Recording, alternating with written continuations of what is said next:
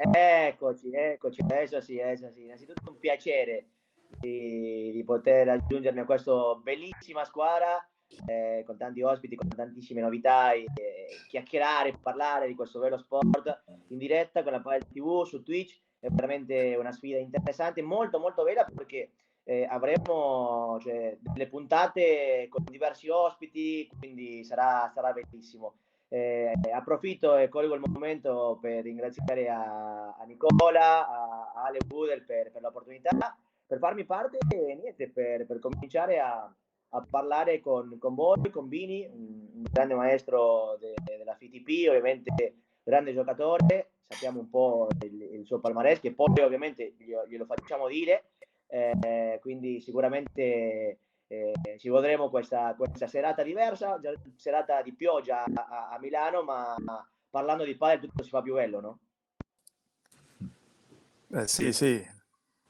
Grazie Emi della presentazione, buonasera a tutti, grazie a voi dell'invito per fare questo, come diceva Emi, questa serata che piove un pochino, ma parlare un po' di padel si sta sempre bene, diciamo.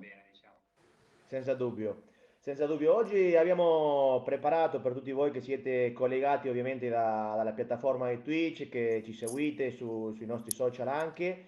Abbiamo preparato un tema molto molto interessante che secondo me oggi fa parte di questa rivoluzione del padel, di questo nuovo padel, cioè paragonando se si vuole al padel degli anni 80, 90, 2000. Credo che da 10 anni in qua un po' il padel ha evolto tantissimo, e penso, e ovviamente chiedervi anche a voi, che la tecnica è sempre stato importante in questo sport, ma adesso molto di più, quindi è un tema che toccheremo oggi, che parleremo oggi. Vedremo anche qualche video, abbiamo già qualche domanda che ci hanno fatto sui social, quindi potete interagire con noi anche per, eh, per tutte queste cose, no? Ti chiedo Nick, ti chiedo anche Marco un pochettino cosa pensate della tecnica in questo sport, no?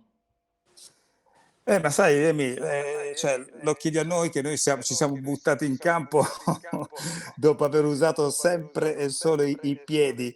Ritrovarsi con la racchetta in mano non è facile, insomma, però devo dirti, insomma, che credo soprattutto all'inizio sia fondamentale fare delle lezioni per imparare la tecnica, perché se vuoi migliorare il tuo gioco e la tua qualità devi assolutamente affinare tutti i colpi, quindi naturalmente in Italia è uno sport nuovissimo e sotto questo punto di vista c'è un mondo da imparare, da conoscere, e quindi quello che posso dire io che insomma naturalmente chi ha fatto già sport di racchetta è più avvantaggiato. Vediamo pure i tennisti nei colpi, nell'esecuzione, chi invece deve cominciare proprio insomma da anno zero, insomma ci vuole un po' più di tempo, un po' più di cura, ed affidarsi a un maestro bravo come il nostro Vinicius, perché è l'unico modo per poter crescere, poter migliorare. Poi ci sono alcuni colpi che secondo me necessitano di più tempo, dalla Bibora alla Bandeca, perché sono insomma colpi proprio del paddle, non è lo smash, magari sai, lo smash già nel tennis c'è, invece Bibora e la Bandeca no, sono colpi assolutamente nuovi, quindi quello che posso consigliare io insomma, da così neofita del padel è fare lezioni e affinare la tecnica. Ma infatti, Nick, chiedo a voi come ex calciatori, poi entreremo anche nella difesa, sicuramente un terreno più fertile per Mark, che lo ha fatto anche come calciatore, ma chiedo a voi per questo motivo proprio, perché avete una facilità molto molto importante per cominciare a giocare, quindi anche adesso in Italia si vedono tantissimi ex calciatori che smettono di giocare e subito trovano la competizione, la voglia, il rinascere, se si vuole, in questo sport, ma sicuramente anche per voi arriverà un punto in cui vi buttate al campo conoscete il gioco, siete professionisti, riuscite a giocare subito, ma sicuramente anche nella vostra competizione interna arriva un momento in cui dite, devo migliorare qualcosa, girare lo so, colpire lo so, posizionarmi in campo lo so, ma manca qualcosa. Quindi giustamente la domanda della tecnica a voi come ex calciatore, secondo voi quanto è utile? E ti do passo anche a te, Marco. Guarda, hai detto cose giustissime, mi sto collegando a quello che diceva prima Nicola, che è già un atleta sicuramente più avvantaggiato, ma come hai ben detto Emiliano, adesso anche a livello di noi ex calciatori che sta salendo di molto, guarda, è lì che vedo la necessità di imparare la tecnica ancora di più, per avere colpi più facili, più perfezionarli, per essere più precisi, per colpire innanzitutto bene la palla, sapere dove le indirizzi, perché le prime partite veramente la palla ci bastava metterla di là.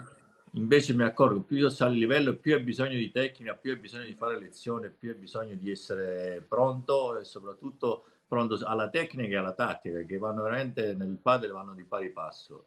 Quindi me ne sto accorgendo veramente negli ultimi tempi che la tecnica è alla base di tutto.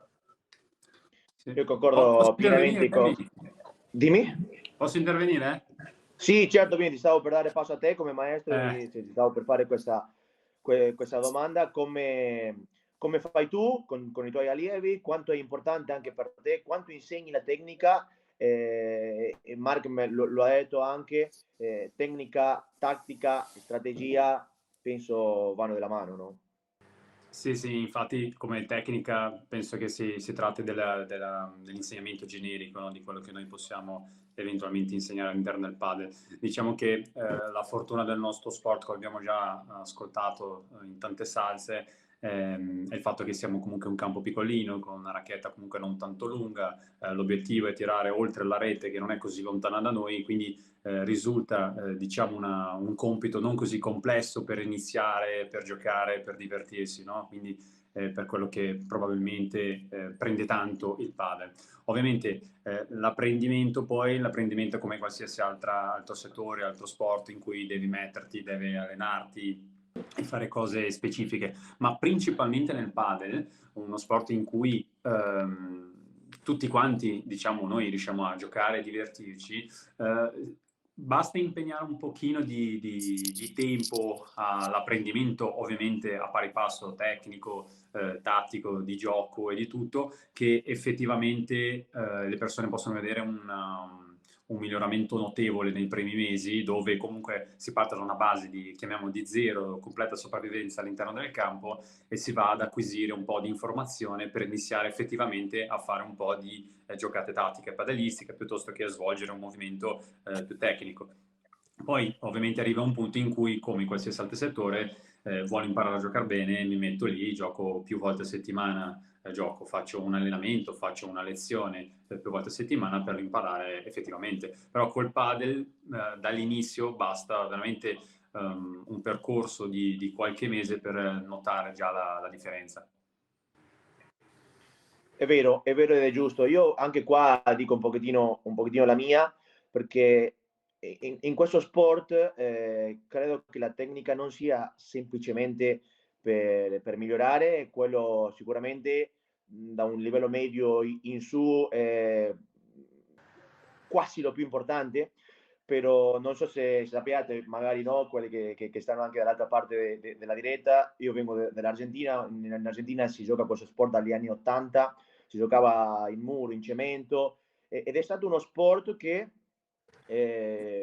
ha causato anche tanti infortuni, e tanta gente ancora qua si comincia a vedere che cominciano a giocare con le fasce, con le ginocchiere, con le gomitiere, e questo è importante, credo, anche sottolinearlo, perché è uno sport che ti permette chiaramente, come ha detto Vini, di giocare subito e di giocare anche di autodidatta, però arriva un momento in cui l'autodidatta comincia a competere, comincia a voler vincere, e sicuramente i movimenti lo fa sbagliato, no? Quindi sapere la tecnica e soprattutto come muovermi, parlando anche che un colpo viene composto secondo me da una parte fisica tecnica, è molto molto importante, per diminuire tutti questi infortuni, no? che si vedono anche di più quando la gente gioca di più.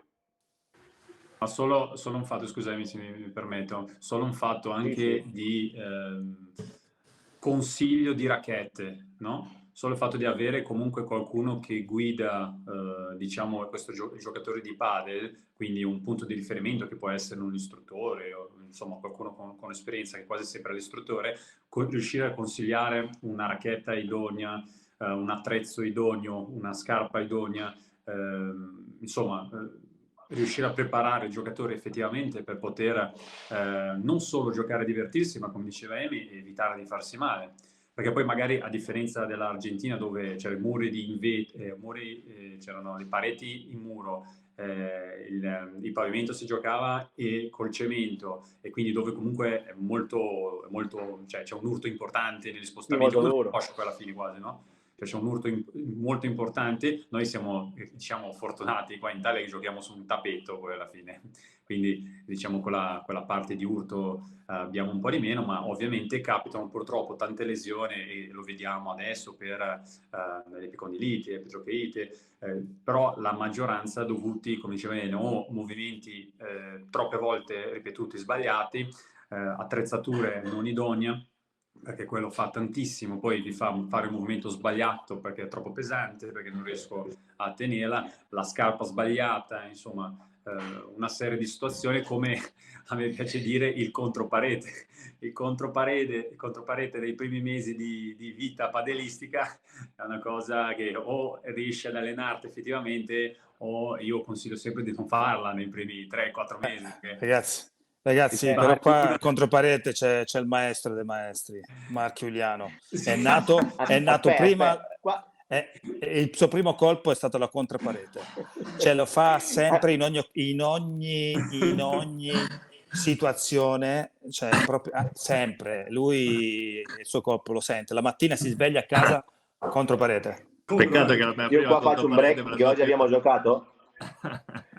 Oggi abbiamo giocato incontro con Mark e mi ha fatto diventare pazzo. Cioè, a ogni colpo ho 3 su 5 contro parete, o di fondo o laterale. A un certo punto dico, non capisco più questo sport. Quindi lo fa molto bene. L'artista è così. Però la prima controparete che ho fatto me la sono ficcata in un occhio, subito, la prima. Allora ha ragione Vini. Amore a prima vista è stato. La prima un occhio, poi per non dire le altre parti che ho colpito. Io qua faccio un piccolo break perché dopo voglio chiedere anche a Vini cosa consiglia come materiale agli amatori e poi alla gente che gioca un pochettino di più, soprattutto con la racchetta. Ma entro con Nicola, poi vado con Mark. Punti forti e debolezze dei suoi colpi tecnici, cioè qual è il colpo tecnico più forte di voi secondo ognuno e qual è tecnicamente il colpo che dite questo non riesco a farlo, l'ho avuto la palla di là. Ma secondo me, allora, a me vengono bene i colpi dall'alto, non so, magari anche lo smash, la vibora, ma anche la stessa bandeja, un po', sono un po', secondo me, un po' naturali. Invece dove fatico, ma in maniera, insomma, me ne accorgo pesantemente, e sono nelle volée. Magari quella di rovescio ancora viene più naturale, ma di dritto faccio una fatica a indirizzarla. Vinicius mi dice che faccio il giro della morte, no? Perché l'accompagno. Un pittore, sembra. Capito? Però insomma, quello non la sento, non la sento, faccio fatica. Per quanto secondo me si possa allenare, ecco, questa è una considerazione che volevo fare, no? Proprio ieri con il figlio di Vinicius, Leo, che ha iniziato da poche lezioni, ma io l'ho visto, cioè non prendeva la racchetta in mano 3 settimane fa. Ieri abbiamo giocato, incredibile, ha già capito tutto il senso del gioco, già gioca bene, sa come muoversi. Quindi secondo me un aspetto importante è anche questo: se tu impari, sei impostato da ragazzino, da piccolo, già Certo. cioè, l'apprendimento è diverso che da adulto.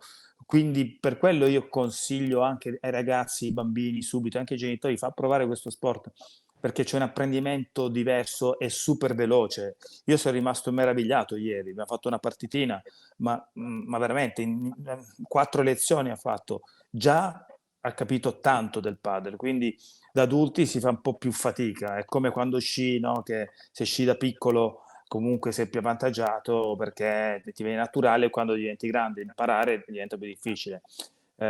Quindi secondo me migliorare i colpi è un po' difficile, soprattutto quello che non senti, perché alcuni ce l'hai naturali. Io anche il rovescio, una risposta ce l'ho abbastanza naturale, però la volée di dritto è secondo me il colpo che mi fa soffrire di più. Mi hai dato piede per dopo fare la domanda a Vini, perché è una delle domande anche che ci hanno fatto sui social, come migliorare la volée e anche lo smash, che poi andremo a vedere anche qualche video fra pochissimo, ma finisco il discorso e gli chiedo a Mark punto forte e punto Che di domanda mi fai? debolezza. Non puoi farmi questa domanda. Il punto forte e il punto Dai, forte, dai, Marco. È il tutto. punto forte.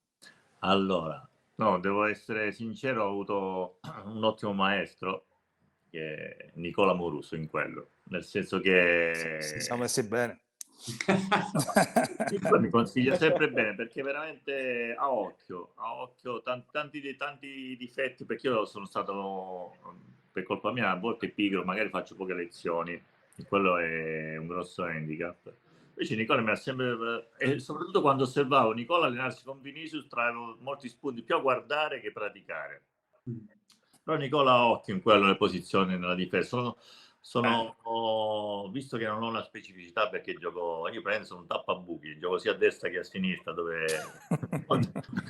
manca qualcuno. Marco, perché Però, tu sei avanti, in Spagna è così, giocano a destra, a sinistra, solo in Ci si può Italia a giocare sinistra. anche in 100 però, però devo essere sincero, un punto di forza che nell'ultimo, soprattutto negli ultimi mesi, difendo abbastanza bene. Lavoro bene, penso di lavorare abbastanza bene con le pareti. Quello che purtroppo mi manca che devo migliorare, è sicuramente nella volée, perché secondo me è un punto debole di molti di noi, ma soprattutto nelle schiacciate, perché non è che mi manca la potenza, o non manca quasi nessuna potenza, è la velocità e il punto di impatto, che sono veramente da padelisti, secondo me, che si allenano molto, che vengono direttamente dal padel. Se avete capito cosa voglio dire, proprio il punto di impatto è la velocità del movimento. E una cosa volevo dire, parlando degli ex tennisti, perché l'altro giorno abbiamo avuto la fortuna a casa di Nicola, a casa di Vinicius, che è venuto a trovarci, Arturo, parlando un po' con lui, anche lui ha iniziato col tennis. Pensavo che, dice, guarda, anch'io ho iniziato col tennis quando ero piccolo. Ho detto, ma come dal tennis? Cioè, ma voi siete spagnoli, voi avete iniziato direttamente col... No, ho iniziato ma tutti. col tennis. Aspetta, Sì, sì. e ho detto, scusa, a che età hai iniziato? Poi a 7 anni ho deciso di giocare a padel. Ecco. Hai capito il nostro ritardo qual è? Che lui non è che ha deciso a 16 anni, 17 anni, come noi dei ragazzi che già giocano a padel. Lui ha iniziato a 7 anni a decidere di giocare a padel. Quello, ricollegandomi a quello diceva Nicola del bimbo di Vinicius, e lì è anche il segreto, è quello, che giocare a padel da quando si è piccoli, dimenticare quello che è il tennis, che ti dà magari un po' di tecnica, penso soprattutto nella volée, se non sbaglio, ma proprio iniziare direttamente col padel. È lì che forse anche noi italiani riusciamo a tirar fuori qualche ottimo giocatore, però come diceva anche Arturo, come commentiamo sempre spesso, ci vorranno degli anni prima di tirar fuori, è così. dei talenti che sicuramente arriveranno. No, è così, senza dubbio, e io in questo senso credo che l'Italia sta camminando a passi di giganti, perché già ci sono tantissimi ragazzi. Oggi abbiamo due o tre ragazzi che sono dentro il top 10 mondiale, ranking under 15, under 14, quindi che dopo sicuramente avremo la possibilità anche di parlare con loro più avanti ce n'è diverse puntate, ma adesso non ci muoviamo un pochettino del fuoco. Se va bene, chiedo anche alla regia di cominciare a farci vedere qualche una volée di rovescio, così do passo anche a Vini che ci spiega questo colpo, va bene?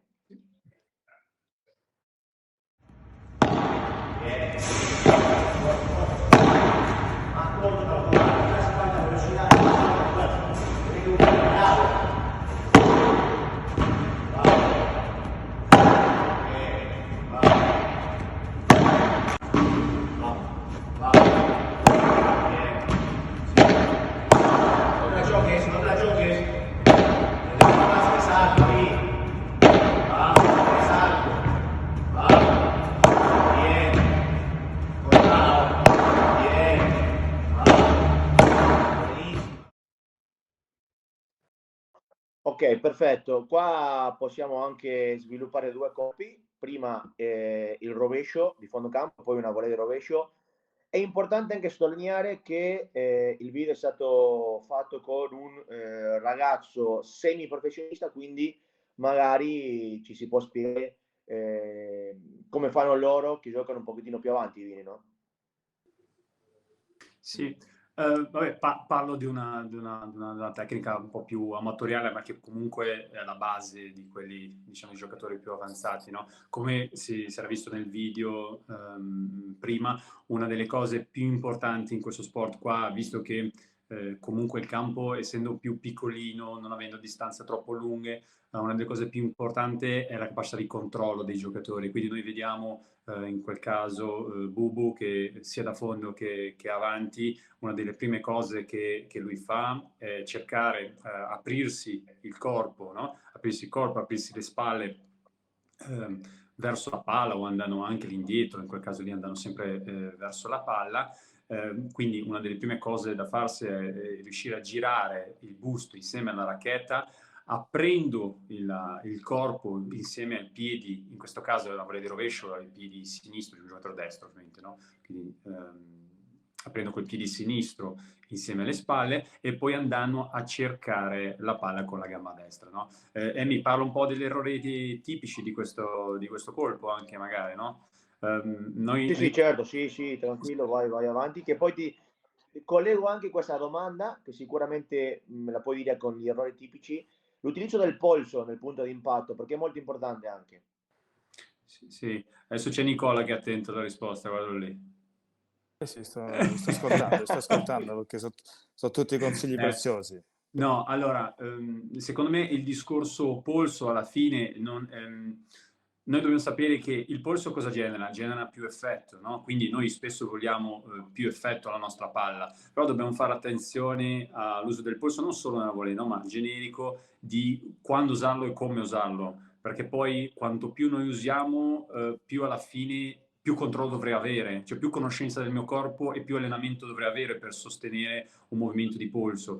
Quindi sostanzialmente una delle cose più importanti è cercare di sviluppare una tecnica dove io non dipendo dal mio polso, poi io piano piano sicuramente imparerò e potrò cercare di raggiungere più effetto. L'unica cosa che dobbiamo cercare di fare attenzione con un colpo di più effetto è che spesso cercando più effetto la palla non va più dritta ma crea una piccola parabola, quindi spesso do modo all'altro giocatore di, invece di fare tutto quell'effetto, andare per terra e nel vetro, magari la prendi prima, quindi tutto il film e tutto il show che ho fatto prima per preparare un colpo con tanto effetto, che noi vediamo anche questa cosa a livelli più alti nel World Padel Tour, quando uno dei giocatori cerca di generare un po' più di effetto e non prende la palla perfetta, c'è già un giocatore lì davanti che invece di farla passare la prende al volo e diventa un problema molto grosso.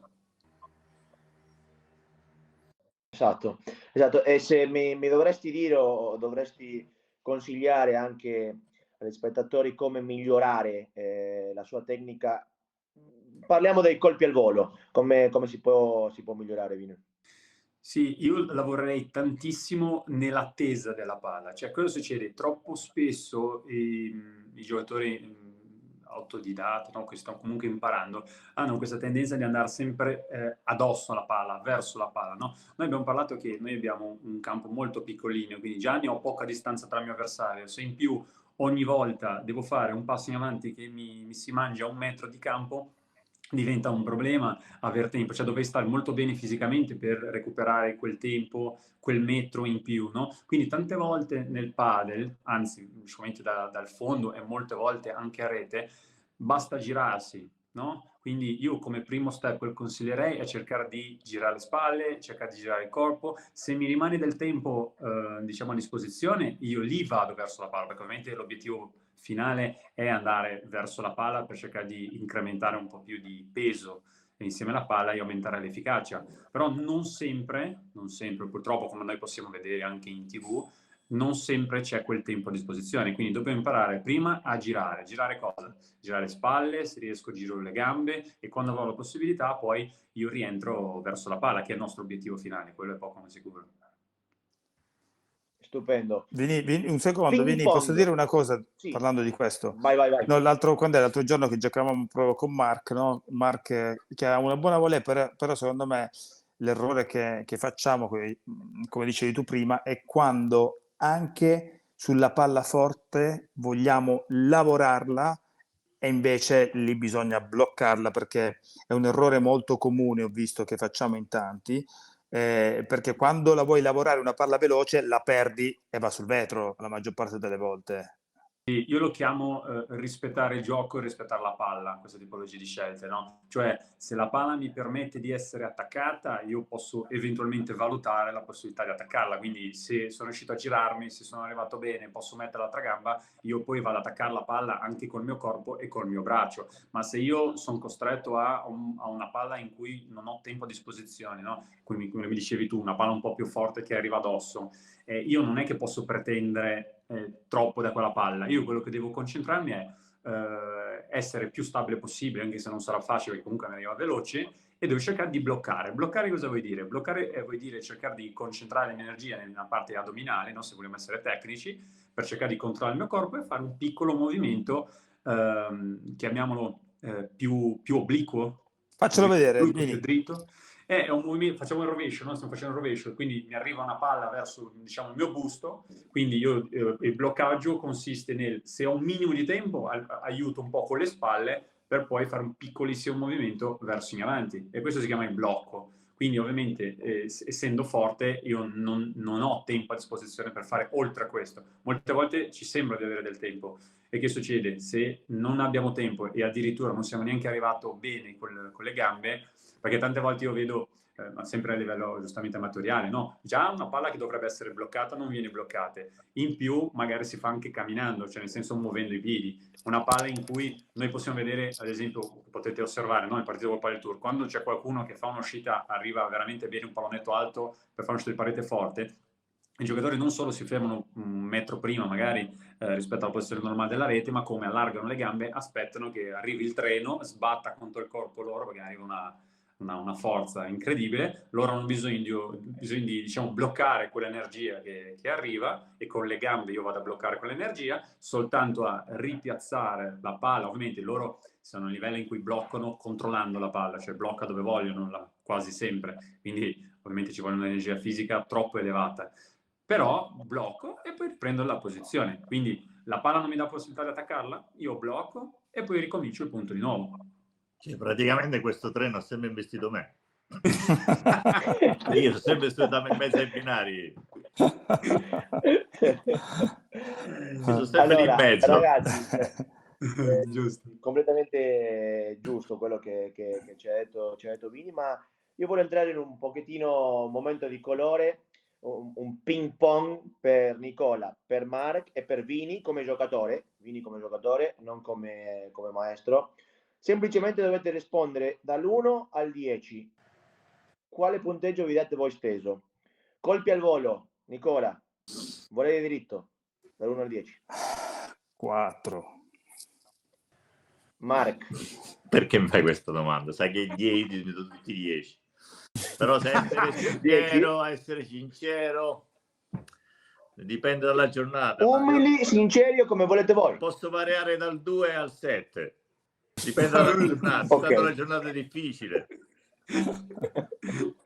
Ho dormito, ho mangiato bene. Se non sono al terzo set, Guarda, il primo set i miei colpi sono sempre dal 6 all'8, il secondo set vanno a scendere dal 5, dal 6 al 4 e il terzo set dal 2 al 3. La componente fisica buona qua, eh? E Nicola testimone, il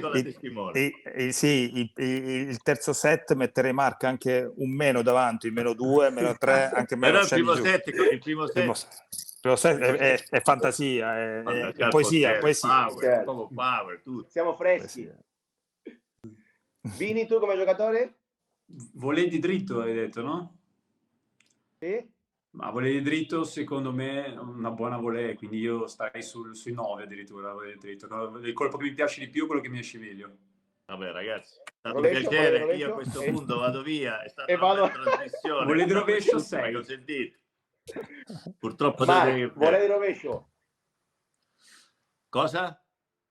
Volei di rovescio. Volei di rovescio, ho una buona volée di rovescio, devo essere sincero. Mi do, vabbè, paragonato a voi ragazzi. Vabbè, il nostro livello, dai, il nostro livello. Sì, cioè, parlando se Vinicius è un 9, è un 6. No, io sono 6 di rovescio. Vabbè, se sei tu, sei, no, penso di avere una buona sufficienza nel volée di rovescio. Nick? Anch'io mi sento abbastanza confortevole, un 7, dai. Benissimo. Allora, ultime due colpi al volo. Bandeja, Nick. Bandeja la sento bene, anche quella lì. Bandeja Vibora la sento bene, un 7 mi darei lì. Smash piatto al centro. Bravo. Smash piatto al centro. Non ha mai usato questo colpo. Piatto al centro non lo uso mai. Era troppo facile se le chiedevo. Io solo per 3. Vinicius lo sa.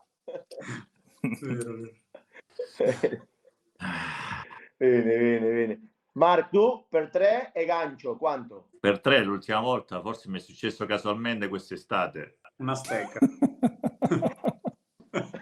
Senza steccarla. Perché mi mettete in queste condizioni? Posso solo migliorare, devo migliorare, come dicevo prima, nella velocità e nel punto di impatto. Però per il momento sono 5. Mark, devi migliorare anche nelle velocità delle pause, perché fai certe pause di 4 minuti, ci fai passare la voglia di giocare. È lì che devi migliorare. Quando parliamo di tattica, quella è la famosa tattica. Faccio perdere la pazienza. 5 minuti di pausa ogni 3 game. Ragazzi, volete la qualità? La qualità bisogna aspettarla. È giusto. Non si gioca col timer. Non si gioca col timer qua. No, Nicola se gioca 3 partite, lui 3 partite non esce mai dal campo. Non ho tempo da perdere, Marco. Sta lì tutte le partite, sta lì e ti aspetta. E senza bere. Senza bere, non suda, non beve. Tu non Io dopo il primo game mi devo cambiare la maglietta. Ho già fatto fuori 1 litro d'acqua, sali minerali e 3 banane. 3 banane sono toste per ricominciare, però. Vini, smash il punteggio tuo e con questo lo passo alla regia anche per farci vedere questo colpo così richiesto anche per gli amatori. Ci spieghi un po' lo smash dopo il video, consigli e tutto il resto. Ok, il mio smash per 3 non benissimo, io starei sul 6. Lo smash veloce già buonino, sarei sul 7,5-8. Ok, perfetto, perché con lo smash piatto, con lo smash a tornare al campo, diamo passo a questo video. Scusa Emiliano, te i voti mica le date. Dimmi.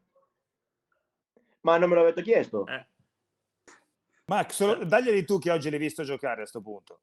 Allora, devo essere sincero, è molto molto molto bravo Emiliano. Non è al mio livello, non ne avevamo dubbi. Però dammi punteggi, dai. Allora, quello che mi ricordo, Vibora 8. Non sei convinto però. Ok. No, è perché ho giocato solo una partita, però poi l'ho visto da fuori anche, giocava Vibora 8. Usa praticamente quasi sempre la Vibora. quello da quando ho sì, visto il mio preferito. Sì, è vero. Smash 8. No, dai, Smash 4, Mark. Non so smashare. Non so Ma smashare. oggi ti usciva la giornata allora, sono anche io ho delle giornate da 8. Dall'1 al 10. Magari la racchetta. No, perché oggi vabbè nemmeno spingevi, perché ho visto che non spingevi nemmeno tanto perché giocavi giustamente contro di me. No, giocavi contro German, poverino l'hai messo in croce a German. L'ho attaccata da tutti i lati. Io pensavo di giocarmi la diagonale con te, Perché lo invece abbiamo cambiato, perché come voi. Nicola una volta ci disse invertitevi, allora ho detto ma era una giornata no per tutte e due, praticamente l'abbiamo perse tutte. Però ho visto a German l'ho visto migliorato tantissimo quelle ultime volte. Oggi non era il top, però sta migliorando tantissimo. Il tank? E il tank sta molto Dennis. bravo. Ma quanto gioca? Eh, Ci possiamo permettere di parlare chiaramente, ma quanto gioca? 5-6 partite al giorno? il German gioca tantissimo, però. tantissimo. Vabbè, comunque di quello che ho visto vuole benissimo, vuole bene, anche veloce. C'è anche veloce Emiliano. Non l'avrei detto, fisicamente Ieri non avevo mangiato, per quello. Ieri sera non avevo mangiato, non avevo fatto colazione. No, vabbè, te e Vinicius siete veramente molto molto bravi, però Vinicius me lo metto. No, Vini è un altro livello ancora. Vini è un altro livello ancora. Questo è sempre prima della partita, sempre faccio così, poi alla fine vado via senza salutare, Invece Bene. Ok, dai, diamo allo smash, uno smash a tornare al campo così ce lo spiega Vini.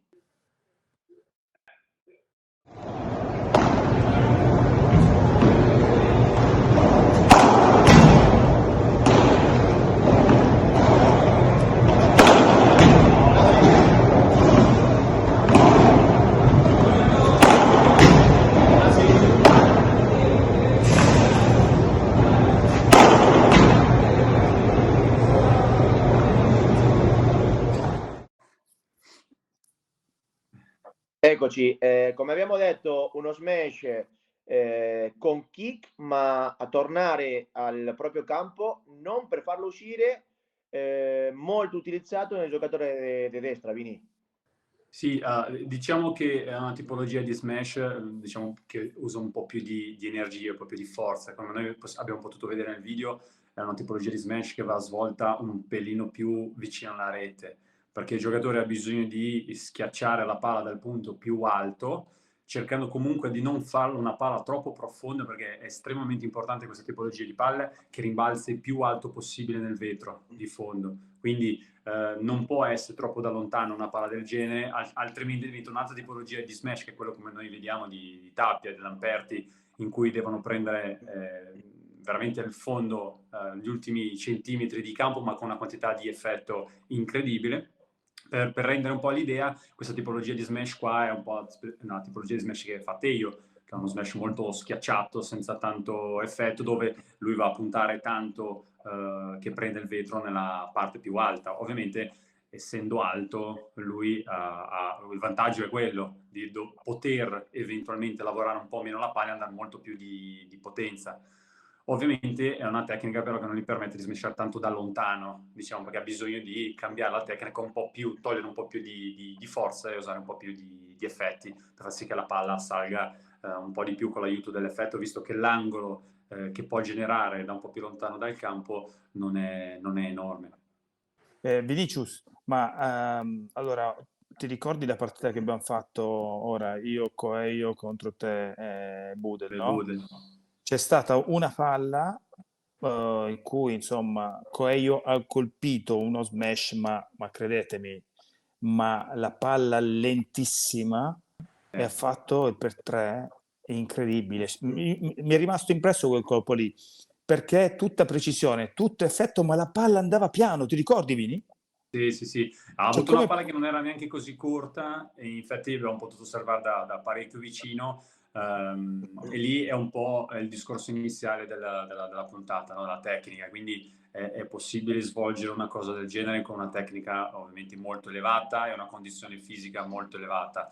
Come vedi, lui non ha bisogno della forza in quel caso, lui combina la tecnica insieme all'effetto, perché l'effetto, diciamo, liftato, top spin, quando va a toccare la parete, principalmente in questo caso il mancino da destra e il destro da sinistra, va a aumentare notevolmente la traiettoria della palla, che poi andrà ad alzarsi di più e andare più verso fuori. Quindi noi abbiamo visto lui che schiacciava molto tranquillamente sta palla Ma dal piano, quinto piano.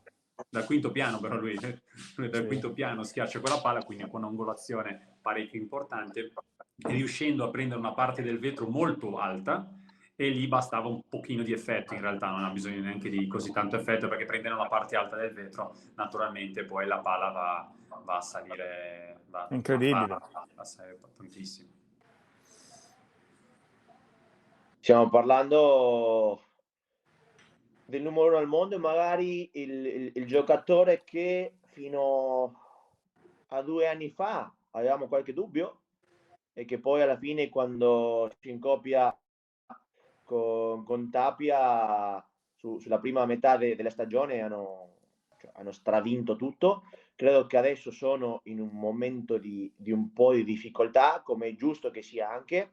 Per quello ci regaleranno anche un finale di stagione di World Padel Tour, con i Super Pives, con Dineno e Stupa che sono rientrati in gara nuovamente, e soprattutto con le stelle che fino a 3 settimane fa tutti parlavamo che si separavano, era praticamente fatto, e adesso abbiamo anche questo dubbio. Parlo di Lebron e Galan, che in queste 3 coppie, tutto quello che sta succedendo adesso a Malmo, in Svezia, e quello che succederà in Messico, sicuramente sarà da non perdersi, perché ancora mi manca il Master Final, però il Master Final dà già punti solamente ai campioni, quindi sarà una finale di stagione veramente bella, no? Scusa, Emi, ti voglio dire una cosa. Allora, parlavi di Arturo Coelho, no? Io e Mark lo conosciamo da 4 anni perché siamo molto amici di Miki Sanchez, che diciamo che è il suo scopritore, ora è il suo Sì, sì. manager. E 4 anni fa siamo andati a cena, eravamo io, Mark, Miki, e arriva insieme a lui questo ragazzo timidissimo, alto, e ci dice, cena con noi, me e Nermaz. Mark, e ci dice: ragazzi, lui fra 3-4 anni diventerà il numero 1 al mondo. E noi lo guardiamo, cioè, cavolo, se lo dici tu, Miki. Ed è stato così, quindi insomma, Ma lo sai che non abbiamo mai avuto dubbi che sarebbe diventato il numero 1 del mondo? Da quando lo conosciamo, sinceramente, con Nicola abbiamo parlato, non abbiamo mai avuto dubbi che gli mancava solo il compagno per arrivare a essere il numero 1, perché ha fatto veramente, Esatto. Cioè, ha giocato con chi doveva giocare, ha imparato con chi doveva imparare a giocare, bella anche. con Belasteghin, sto parlando appunto. Bella esperienza. no, Non abbiamo mai avuto dubbi. Cioè, quei giocatori che sai no, che no, io arriveranno a parlavo essere di numero dubbi, 1. non per le sue qualità tecniche né per le sue qualità fisiche, se no il dubbio era: ok, ha fatto il percorso che doveva fare, si accoppia con Agustin Tapia, che è un altro fuori serie, e il dubbio che un po' ci lo siamo impresi no? Tutti, no? Cioè, chi fa il capitano della coppia, come reagiscono due giocatori che di solito sono molto più offensivo che difensivo, ma Arturo lo è diventato subito a base, Ma credo io, Emiliano, ma delle sue sai condizioni cosa naturali. perché abbiamo detto anche questo? Perché conoscendo il ragazzo capisci la testa, conosci la persona, il ragazzo, c'è la testa che ha, quando è una testa del campione. Anche se noi veniamo da un altro sport, Certo, quando certo. tu cioè, Ci accorgiamo quando ti insomma si accorgi confronta. quando uno è campione ed è destinato a essere numero 1. La stessa cosa, sai, solo per l'abbiamo assistito alla stessa cosa con Sinner, cambiando un attimo di sport. Io e Nicola, quando Sì, incontriamo sì. Sinner a Milano, e gli faccio una domanda a Sinner, ho detto: quando è che figa, state giocando tanto? Non hai voglia di vacanza? Io non ho bisogno di vacanza, non voglio vacanza, io voglio solo giocare a te. Lì capisci Sì, sì. che unita a quella tecnica, quella fame, la testa che concentrava. Quanti anni aveva Nicola quando abbiamo uscito? Sarà un paio d'anni fa. Anche prima. Lui, cioè, lì capisci che la strada è quella, che Certo. la testa è quella, che è unita naturalmente alle qualità tecniche di talento. Ti accorgi che quelli arrivano, saranno i numeri 1, potranno essere i numeri 1, saranno i numeri 2. Però su Sinner e su Coelho io personalmente penso, anche Nicola, perché abbiamo parlato una volta, non abbiamo mai avuto dubbi. Naturalmente io facevo il tifo perché Arturo se andasse a giocare con Galan, perché io sono un fan di Galan. Adesso se giocassero in coppia per me sarebbe il massimo, perché sono fan di tutte e due. No, senza dubbio. Poi io, per salire anche su questo treno e coincidere con voi, che questo si vedeva, si capiva, ma il vero numero uno è anche quello che abbassa la testa, conosce un po' anche i suoi punti deboli. Sapevamo che Arturo in difesa un po' era il punto dove poteva fare un po' fatica, e oggi è uno dei migliori difensori anche del mondo, quindi lavorare essendo il numero uno per restare lì anche dei veri campioni, no? Quella sarà la cosa più difficile per tutti gli sport. Certo. Tutti gli sport, certo. rimanere i numeri uno. È successo a tutti. Però io sono convinto di una Benissimo. cosa. Allora, Vinicius, tu da quanti anni sei col padel? Che lavori nel padel, da quanti anni? Ho iniziato quasi 7 anni. Ecco, cioè io sono convinto che se Vinicius avesse da bambino fatto il padellista sarebbe tra i primi al mondo, ne sono certo, perché se lui solo 7 anni fa ha iniziato, è incredibile, fa delle cose incredibili. Anche, abbiamo giocato anche contro Arturo, ha fatto delle robe che anche Arturo lo guardava e diceva: ma chi è sto qua? Cioè, quindi veramente, cioè... Vabbè, Infatti, sai però- cosa mi ha detto Nick? Quando abbiamo finito, no? Poi è venuto lì, abbiamo scambiato qualche parola e mi dici: ma io non mi ricordo di averti visto nei tornei World Padel Tour. Hai visto? Mi ha detto. E io ho detto: guarda, giocavo qualcosina prima, qualificazione, avevo un po' di punti, però non gioco più da tanto, no? Cioè, sto giocando poco, niente, anche tornei a livello nazionale, no? E mi dici: però sbagli, dovessi giocare, perché tu giochi bene. E mi ha detto: ma quanto ti alleni? E ho detto: Vai. guarda... Mi alleno con Nicola, gli hai detto. Sì, mi ha detto con Marchi e con Nicola, no? No, perché comunque ha detto la stessa cosa a un certo punto, che anche Marco ha giocato con Coelho, e a fine partita Mark gli fa: Mark, ma sai che non ho mai visto nessuno che suda come te in tutto World Padel Tour? Cioè, quindi Mark, pure tu il record ce l'hai. No, intanto abbiamo Ce l'hai fatto il i record complimenti anche a me, giusto. perché io ho il colpo no look. Quindi Cavolo, è vero, l'ho l'ho fatto fatto. anche... Lavoro solo di polso io, ho detto purtroppo quella E è... dietro al corpo anche.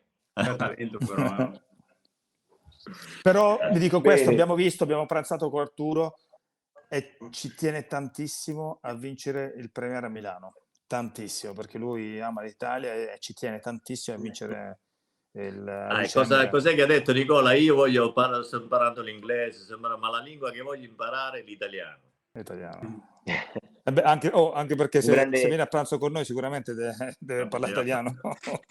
No, Mark parla spagnolo, dico la verità. Noi spagnoli argentini, noi padelisti, Spagnolo, pugliese, no? calabresi, tutti. Un po' di tutto.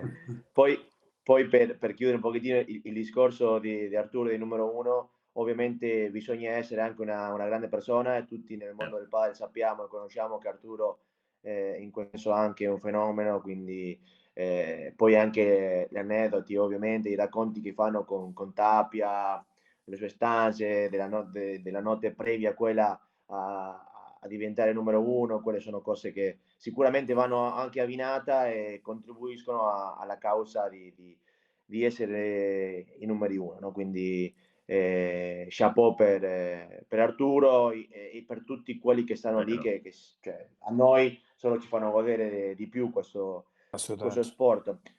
Vero. Ma abbiamo parlato di smash, di volée, di tutti i colpi anche offensivi, però sappiamo che per arrivare alla rete, che è il punto dove sicuramente ci dobbiamo fare molto molto forte, perché da lì si vincono molto più punti, ovviamente, le partite, dobbiamo soprattutto saper difendere, perché quando siamo in risposta, se non riusciamo a creare una bella difesa, poi un po' difficile andare avanti, e lo stesso quando siamo avanti e non lo so, ci fanno un pallonetto, ci mandano indietro, dobbiamo saper difendere. e io credo che qua in questa sala abbiamo due grandi difensori, lo ha fatto anche Mark nella sua carriera come professionista, come calciatore. Per quello volevo chiedere a lui come ha trasformato o cosa si è appreso del calcio per difendere nel padel, e poi anche a Vini, credo che uno dei grandi difensori che ha questo sport, soprattutto in Italia, che ci spieghi un pochettino il perché e darci qualche consiglio nella difesa.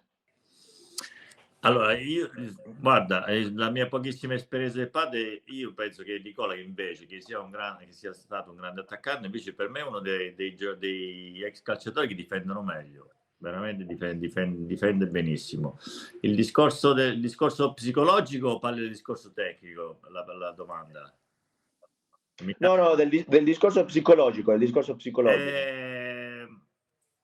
Ma sai, non è facile, perché veramente stiamo parlando di due sport completamente diversi e forse soltanto la cosa in comune di un difensore è quello di non voler mai perdere, di non perdere il punto, di recuperare la palla. Per quello mi sono mirato molto in difesa, perché ho iniziato a cercare di capire dove la palla, soprattutto dai vetri, per rimandarla dall'altra parte. Ho studiato un po' le traiettorie e non è un discorso anche tecnico sicuramente, ma proprio psicologico, perché difendere male nel padel hai già perso. Anche se attacchi bene, penso che siate d'accordo, se difendi male hai perso. Quindi a livello psicologico sicuramente il voler migliorare, il voler ributtare forse la palla di là nel miglior modo possibile, giocando da destro e preparare il punto per il giocatore di sinistra. Però a livello tecnico è completamente diverso, quindi l'approccio è puramente psicologico, perché di tecnico veramente non c'è nessuna affinità. A livello psicologico, ti ripeto, la voglia di migliorare, di non perdere il punto, di mettere il proprio compagno nella miglior condizione per chiudere il punto, giocando da destro. Penso che il giocatore di destra alla fine, o nella maggior parte dei casi, il suo lavoro è quello di preparare il terreno per il suo compagno che debba chiudere il punto. Se poi mi sbaglio, correggetemi o aiutatemi anche in quello. No, molto interessante perché soprattutto la gente che dall'altra parte vi segue tantissimo, siete anche dei modelli a seguire e capire questa cosa, perché poi alla fine diciamo sì, tutti i calciatori, ex calciatori si avvicinano al padel e giocano facilissimo, ma capire anche questo concetto psicologico della difesa, della traiettoria della palla, di come gira, perché poi un'altra verità anche per gli ex calciatori è che voi quando giocavate a calcio, quando prendevate palla, la prendevate, cioè, di fronte, e qua di solito dovete, come ha detto Vini, affiancarvi alla palla. Credo che sia un passaggio tecnico un po' difficile, o molto magari la difficile. parte più Emiliano, difficile forse più te, voi. una domanda, forse più te che Vinicius, perché tu sei comunque, essendo argentino, forse hai iniziato prima di Vinicius a giocare a padel, sei cresciuto col padel, a differenza forse di Io sono cresciuto col padel, sì. Per Non te, giocavo, ogni facevo un altro movimento, sport. per fare il paragone con noi calciatori, perché tu ci sei cresciuto col padel, è quello che per noi sembra difficilissimo, per te è naturale, è quello che per noi calciatori, avere la palla tra i piedi o avere una visione di gioco, sapere dove è il tuo compagno, è una cosa con cui siamo cresciuti anche noi. Quindi per come te il padel per noi calciatori, ed è totalmente differente, che non combacia in niente, perché la visione di gioco è diversa. Scusate. C'è il cane che si è mangiato la pallina da padel. No, che quando vede gli animali in televisione inizia a urlare. Quindi per noi è completamente tutto l'altro, ma come se te adesso dovessi avere una palla in mezzo ai piedi per giocare a calcio e devi sapere dove sono i tuoi compagni. Per te è più complicato. Certo, per quello mi sembrava molto interessante la tua risposta, non ti volevo correggere, perché quindi è per per noi è la capire anche stessa questa cosa, situazione, no? noi ci stiamo veramente approcciando. Per voi la facilità che trovate voi, per noi è una scalata incredibile.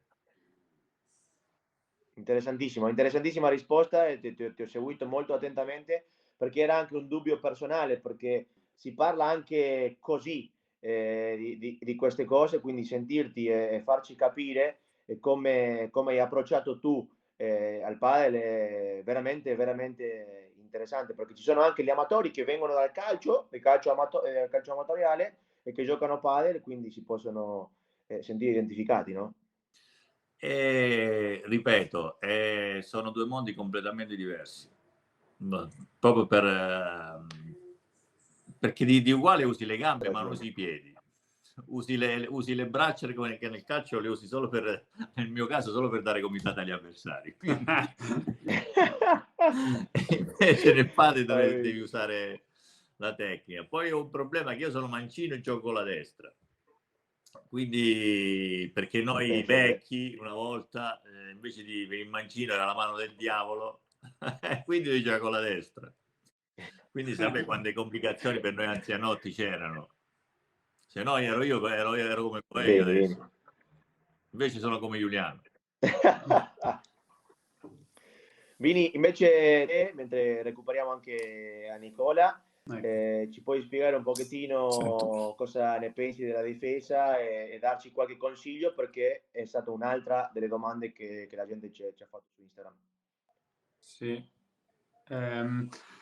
Allora, io parto dalla mia esperienza, no?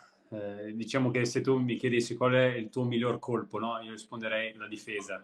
C'è proprio una situazione Sì, di 100%. Sì, come hai detto tu, no? Perché mi sento tanto a mio agio, però ovviamente non era così neanche per me, no? Io avendo avuto un passato, diciamo, completamente tenistico, no? Io sono arrivato tra i primi 3 del Brasile under 14, i primi 3 under 16, quindi le categorie under, diciamo che ne giocavo tanto e abbiamo avuto qualche risultato, no? Quindi avendo giocato così tanto, anche per me, come per tante persone che hanno giocato anche a livello amatoriale al tennis, l'uso delle parete non è così scontato e semplice, no? E io mi ricordo ancora che una persona ovviamente cara a me, no? All'inizio, un po' di anni fa, quando io ero già a prima categoria, mi dice: non capisci niente, non sai giocare, no? Non sai giocare dietro. E io dico: vabbè, ci sta, fammi vedere come si fa allora, no? Che poi alla fine è diventato il mio mentore, no? Questa persona qua che mi ha guidato diciamo, il mio percorso padelistico, ma che mi ha fatto capire effettivamente che io gestivo, no? Gestivo e ero nella zona comfort. Invece mi ha detto: guarda che non sai fare. Ho detto: beh, fammi vedere. Quindi ho iniziato da quel momento a praticamente quasi che avere non voler andare avanti, perché volevo solo giocare dietro, solo proprio esclusivamente giocare dietro. 1, 2, 3, 4, 20, 100 palline. Mi ricordo una volta, prima volta che sono andato in Spagna, delle poche volte che sono andato in Spagna, ma la prima volta, un'esercitazione che mi ha fatto fare, che avevo fatto col tennis, cose simili, ma col padel mai, mi dice: ok, c'hai una pallina sola, tu e l'altro giocatore, un altro ragazzo che giocava discreto, ok, dovete fare così a secco 200 palleggi solo con questa pallina senza mai sbagliare, no? Una a fondo, una rete. Era il periodo che sto imparando a fondo, non è che giocava. Mi ha detto: devi fare 200 parete, di cui almeno una su 3 devi prendere il vetro, no? E va bene. E quelle robe lì mi ha fatto capire l'importanza di questo, diciamo, di questo vetro, l'amicizia che ho iniziato col vetro, perché poi alla fine l'ho reso mio alleato, che è l'obiettivo del padelista, no? Guadagnare tempo col vetro e giocare. Ora mi ritrovo anche al mio agio in palle veramente basse, piuttosto che giocare in controbalzo, di farli passare e giocare. Se dovesse dare dei consigli, no? Come migliorare la difesa che tu mi hai chiesto, no? Sì. La chiave per me è innanzitutto la posizione.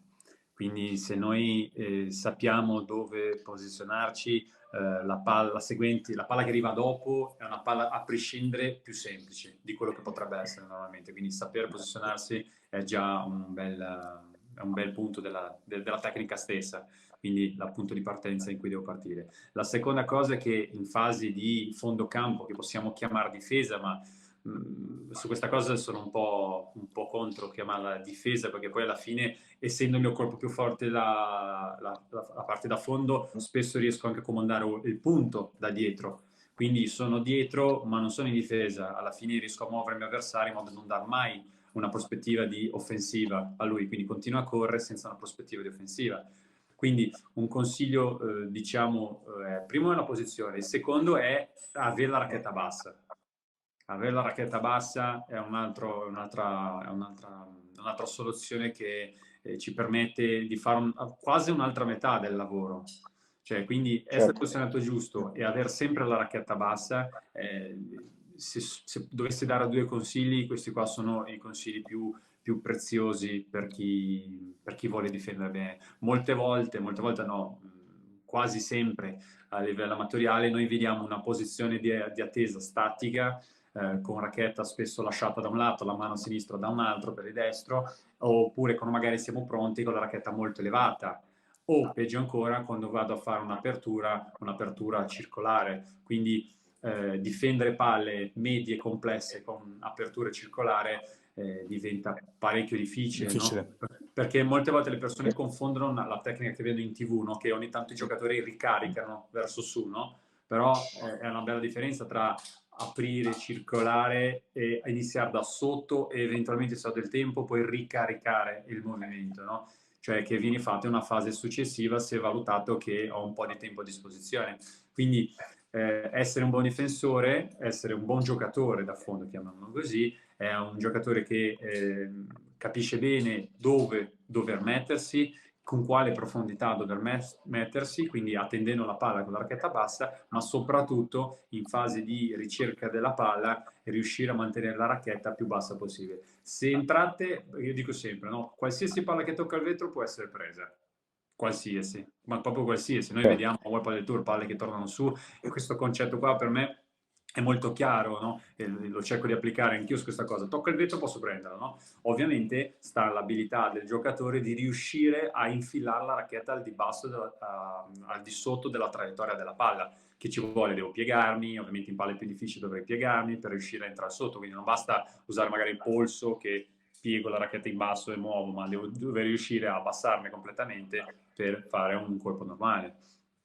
Ok. Molto interessante, molto interessante sinceramente, perché credo che anche le persone che stanno dall'altra parte magari si aspettavano una cosa molto più complessa nei consigli della difesa, e basicamente hai detto due cose semplicissime che, come hai detto anche tu, ci agevoleranno anche a difendere meglio. Nick, Sì, io l'ultima sto... cosa, ad esempio, Sì. nella prima, che è la posizione, ovviamente le persone possono acquisirla con un po' di pratica e un po' di abilità, però la acquisiranno nel momento in cui giustamente fanno un percorso con un tutore, che è un istruttore, che è un coach, insomma, che è una persona che li può aiutare, dare un'indicazione. La seconda invece indicazione è un'indicazione pratica e semplice, cioè abbassare la racchetta, quindi anche se non so bene dove muovermi, intanto io tengo la racchetta bassa, perché in qualche modo avrai modo di poter almeno toccare la palla con la racchetta bassa, no?